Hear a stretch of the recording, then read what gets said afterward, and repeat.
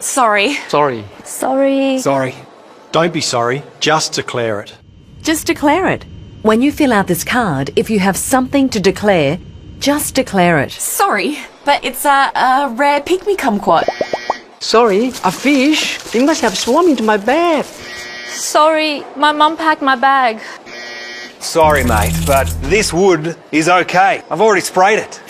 No excuse is good enough. Our Australian biosecurity laws are strict. This is to protect Australia's agriculture and unique wildlife from animal and plant diseases. And that's why no excuse is good enough. Sorry. If you're carrying food, just declare it and mark yes on your incoming passenger card. If you're carrying animal products, just declare them and mark yes on your incoming passenger card. If you're carrying plant material or natural medicines, just declare them and mark yes on your incoming passenger card.